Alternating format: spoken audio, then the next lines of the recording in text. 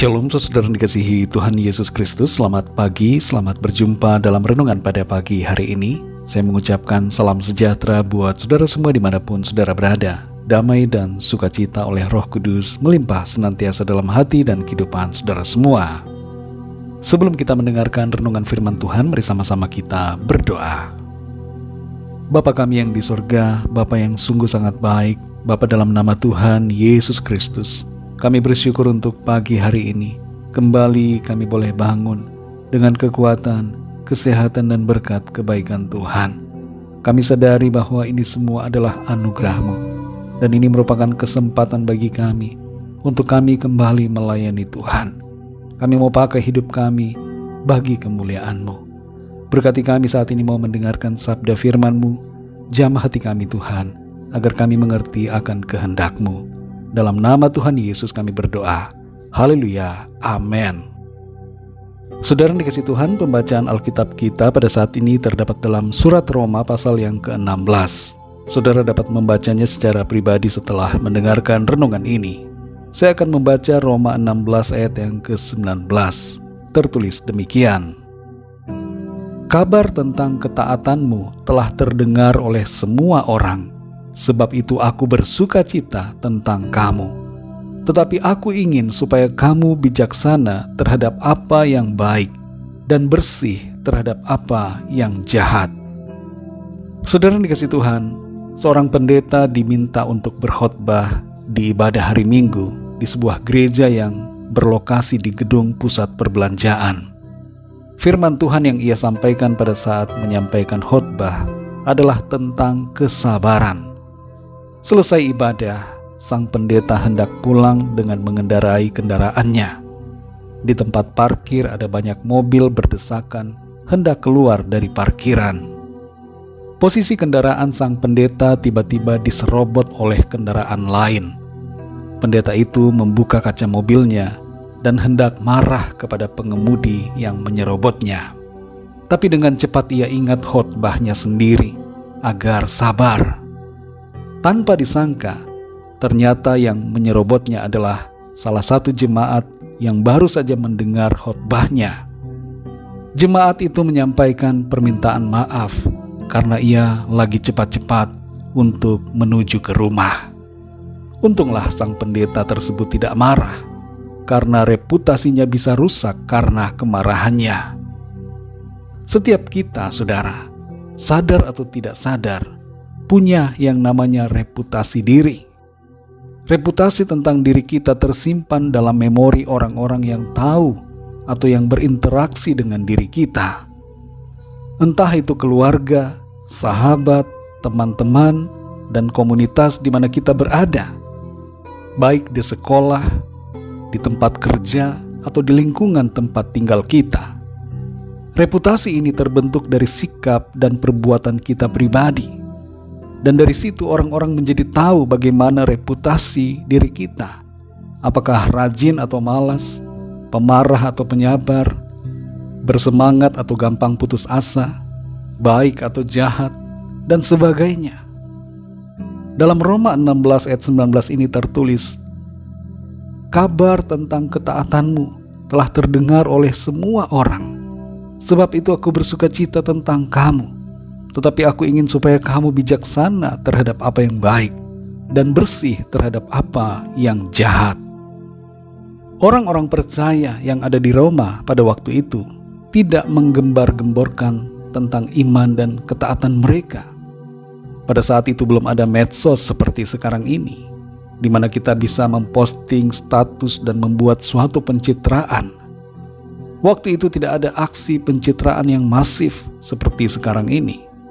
Tapi mereka, walaupun tidak berusaha untuk memviralkan diri mereka, mereka dikenal oleh banyak orang sebagai orang-orang yang taat. Reputasi mereka tersebar ke berbagai penjuru sebagai jemaat yang taat kepada Tuhan. Dikatakan dalam ayat ini, kabar tentang ketaatanmu telah terdengar oleh semua orang. Ketaatan orang-orang percaya di Roma bukan main-main. Dan memang tidak bisa disangsikan lagi. Sejarah telah membuktikan bahwa banyak orang percaya yang ada di Roma menjadi martir di sana karena diperhadapkan dengan binatang-binatang buas di dalam Koloseum. Saudara dikasih Tuhan, bagaimana dengan kita? Apa reputasi diri kita?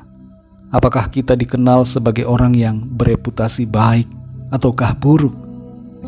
Masa lalu kita tidak bisa kita ubah. Mungkin masa lalu kita kelam, penuh dengan dosa dan kejahatan. Tapi kita bisa mengubah, saudara.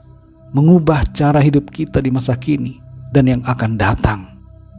Kita bisa bertobat, memohon pengampunan Tuhan, dan memakai sisa hidup kita ini untuk melayani dan memuliakan Tuhan. Kehidupan kita sebagai orang percaya adalah bagaikan seperti surat yang terbuka yang bisa dibaca semua orang. Marilah kita hidup taat dan setia kepada Tuhan, agar kita memiliki reputasi yang baik, yang menjadi teladan bagi banyak orang. Tapi dasar dari apa yang kita lakukan itu bukan untuk pencitraan, tapi sungguh-sungguh karena kita punya kerinduan untuk hidup menyenangkan hati Tuhan. Biarlah saudara dan saya didapati Tuhan setia dan taat senantiasa. Dan mari kita lanjutkan ketaatan kita dengan bersikap bijaksana terhadap apa yang baik dan bersih terhadap apa yang jahat. Mari kita hidup seturut kehendak firman Tuhan. Pakailah hidup kita bagi hormat dan kemuliaan nama Tuhan. Mari kita berdoa, saudara. Bapa, dalam nama Tuhan Yesus Kristus, Tuhan yang mengasihi kami, Tuhan yang selalu peduli, Tuhan yang menciptakan segalanya, kami bersyukur untuk firman-Mu pada saat ini. Kami diajarkan oleh firman-Mu untuk kami memiliki kehidupan yang taat kepadamu, sehingga kehidupan kami membawa hormat kemuliaan bagi nama Tuhan. Kami memiliki reputasi iman yang baik, menjadi teladan bagi banyak orang di sekeliling kami. Tolong kami ya Tuhan, pimpin kami Roh Kudus, kuatkan kami untuk selalu taat dan setia mengasihi Engkau dalam segala aspek kehidupan kami. Seperti orang-orang di Roma yang mau taat kepadamu, bahkan meskipun mereka mengalami berbagai ancaman dan aniaya, berbagai penderitaan mereka harus hadapi.